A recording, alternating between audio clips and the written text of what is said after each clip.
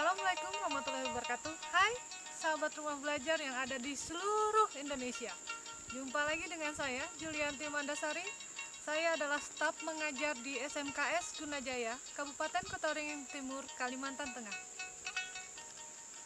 Materi hari ini kita akan mempelajari tentang pemeliharaan tanaman perkebunan dan mengambil tema adalah identifikasi gulma tanaman perkebunan.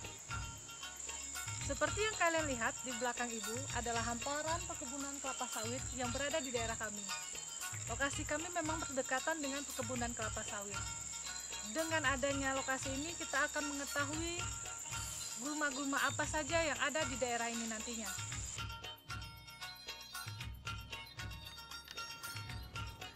Identifikasi gulma tanaman perkebunan.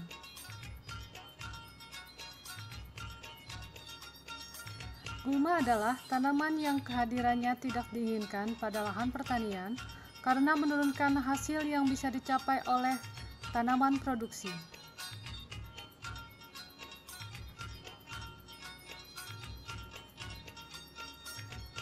Klasifikasi gulma berdasarkan morfologi.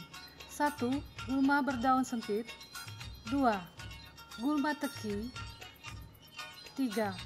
Gulma berdaun lebar. 4. Gulma pakis-pakisan. Setelah kita mengetahui gulma apa saja, marilah kita akan identifikasi gulma-gulma tersebut dan kita akan cari ciri-ciri dari gulma tersebut. Ciri-ciri gulma berdasarkan morfologi. Gulma berdaun sempit memiliki batang bulat atau agak pipih dan rata-rata berongga. Daun-daun soliter pada buku-buku atau ruas tersusun dalam 2 deret, umumnya memiliki tulang daun sejajar. Gulma teki, batang umumnya berbentuk segitiga, kadang-kadang juga bulat, dan biasanya tidak berongga. Daun tersusun dalam 3 deret, tidak memiliki lidah-lidah daun.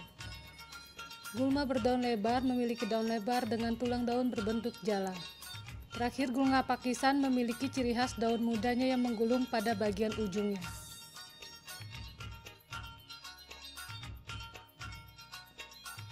Berikut ini adalah gambar gulma yang berdasarkan ciri-ciri yang disebutkan tadi. Setelah mengetahui pengertian, morfologi, serta ciri-ciri gulma, ada 3 poin tadi. Yuk sekarang kita akan bahas keuntungan dan kerugian yang diakibatkan oleh gulma pada tanaman perkebunan tahunan. Kerugian yang ditimbulkan akibat gulma. Pertama, menurunkan hasil tanaman baik kualitas maupun kuantitas. Kedua, menghambat atau menekan pertumbuhan bahkan meracuni tanaman budidaya. Ketiga, mempersulit pemeliharaan tanaman. Keempat, menghambat aliran air dan merusak saluran pengairan. Kelima, mengurangi persediaan air di waduk atau transpirasi. Keenam, mengurangi kapasitas air di saluran pengairan dan tempat penampungan. Ketujuh, mengganggu dan mempersulit aktivitas manusia dalam budidaya tanaman. Dan terakhir yang ke-8, sebagai inang pengganti bagi serangga, hama, dan patogen penyakit. Ada 6 manfaat yang bisa kita ambil dari gulma. Yang pertama adalah menambah kesuburan tanah. Yang kedua, mencegah dan mengurangi timbulnya erosi.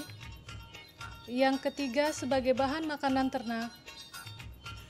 Yang keempat, sebagai bahan makanan atau sayuran. Yang kelima, sebagai bahan obat tradisional. Dan yang terakhir, keenam, sebagai bahan penutup tanah atau mulsa.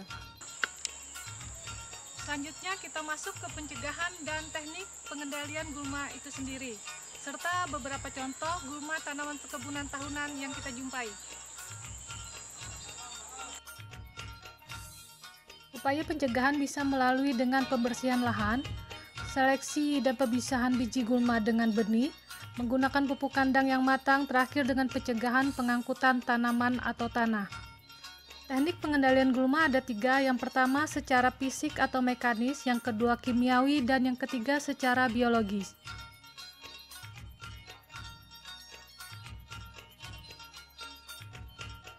Pengendalian secara fisik atau mekanis merupakan upaya pengendalian gulma yang dilakukan oleh petani dengan alat-alat pertanian melalui kegiatan pengolahan lahan, pembabatan, penggenangan, pembakaran, dan lainnya.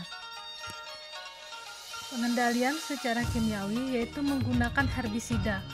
Cara ini efektif dilakukan karena dapat menghemat waktu dan tenaga kerja. Namun penggunaan ini terus-menerus pada lahan pertanian berdampak merugikan.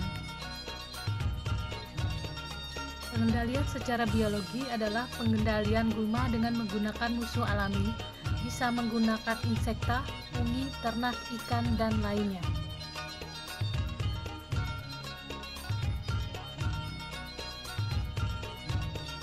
Berikut ini adalah beberapa contoh gulma tanaman perkebunan yang sering kita jumpai di perkebunan tahunan.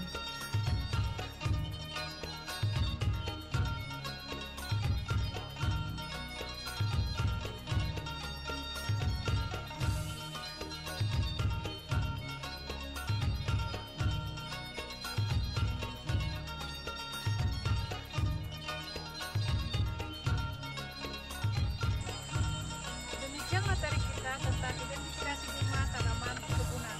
Semoga dengan penjelasan tadi yang dijelaskan dapat menambah informasi dan pengetahuan kalian dimanapun sobat rumah belajar berada.